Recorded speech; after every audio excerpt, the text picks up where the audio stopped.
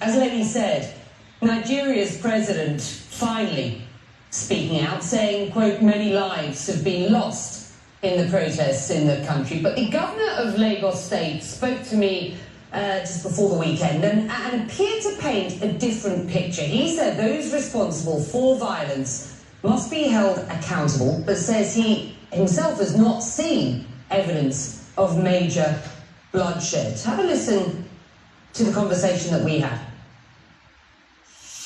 2 dead bodies.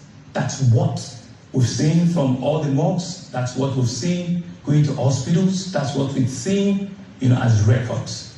What has happened is there's been so many footages that we're seeing that people have shown, but we've not seen bodies. We've not seen relatives. We've not seen anybody truly coming up to say, indeed, XYZ, I'm a father, I'm a mother to someone, and I cannot find that person. Nobody has turned up.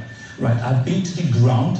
There is no scratch of blood anywhere there. Who ordered people to be shot, and which branch of security services carried out the shootings? Well, I mean, from the footage that we could see, because there are cameras that are at that facility. Everyone sit down. It seems to me that there will be men in military uniform, which should be Nigerian army or something. So you're saying that it was military officers who ordered peaceful protesters to be shot at Lekki? Yeah, that's what Lekki the Toll pictures, Gate. yes. They were there, that's what the footage, that's what it shows. Will that CCTV footage at the toll gate be part of the investigation that you have now called for? It will be, certainly it will be, and they're starting on Monday. They're going to be available for the judicial panel to review. It will be. Do you commit to a full investigation of what happened on the ground? Absolutely, I do.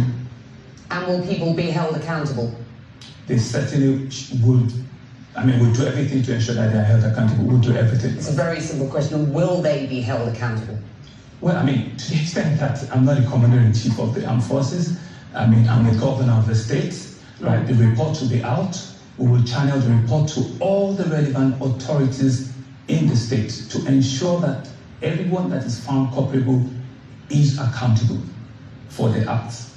2017, they've been announcing that the SARS unit has been disbanded. They announced in 2017, announced in 2018, announced in 2019, now in 2020, they announced again. And they just think we're stupid because you're literally just renaming this unit and expecting us to say, oh yeah, wow, that's great. The SARS, or Special Anti-Robbery Squad, has been described as nothing but a money-making terror squad with no accountability.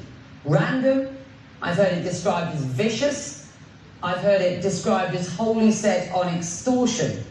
This criticism will not be new to you, and in the past, the government has promised to scrap the group on a number of occasions. Why should anyone believe the government this time around? The president made a pronouncement and says it's been disbanded. The Inspector General of Police made a pronouncement that it's been disbanded.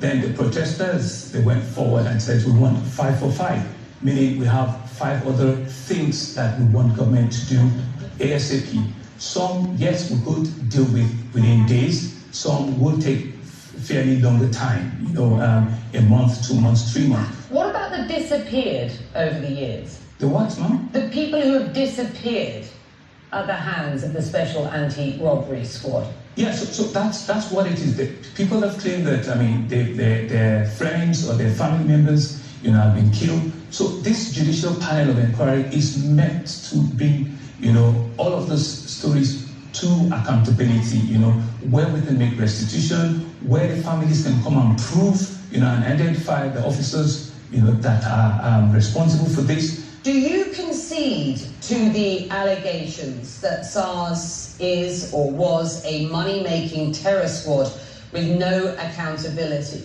Well, those are very strong words, and I think it would be very unfair to just generalize, everyone like that.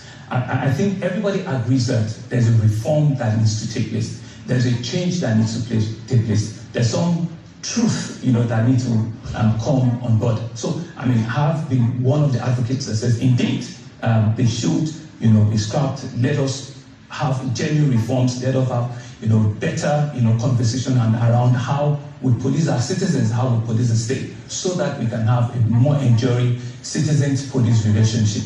If you do not concede to the descriptions that I have seen and heard of the group, then how would you describe the Special Anti-Robbery Squad? I think it's a group that have been ill-trained, they've been ill-motivated, they've not been fully, equipped with, a standard operating template, for them to know and appreciate the level, of their responsibility in our society, and that's why, it seems that they just went off the cuff completely, probably also because they are not being well compensated, remunerated. Everybody that drives a flashy car, maybe they think, they can extort, from them, very unfortunately, and it's very condemnable. Is it international pressure that has persuaded you as the governor, the government, the president to finally speak out about what is going on and what protesters have been demonstrating for so long in Lagos and in Nigeria? There is no international pressure whatsoever.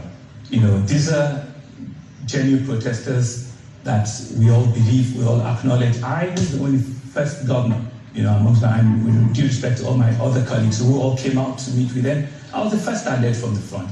I carried the NSAD flag, with them. I met with them twice, and we all had the rally together. We all walked together. Do you genuinely believe that there will be change as a result of what has happened over the past couple of weeks? I mean, there seems no genuine... I genuinely, Becky, I genuinely believe there will be change for two reasons. One, what had happened, especially in Lagos, is extremely unimaginable. That's number one. Number two, it was a clear call, for all of us in government, especially, understanding and realizing, what the youth, what they truly want us to be doing, so it hit all of us like a thunderbolt, and it was just, a wake-up call.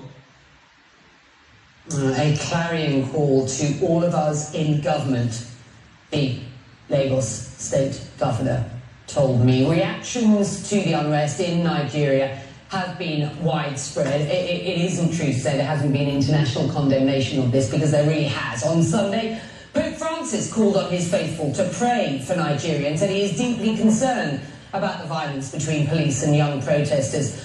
And Formula One driver Lewis Hamilton called police brutality in Nigeria a human rights crisis, posting a photo of himself in a #EndSARS t-shirt. Let's get you up to speed on some of the other stories.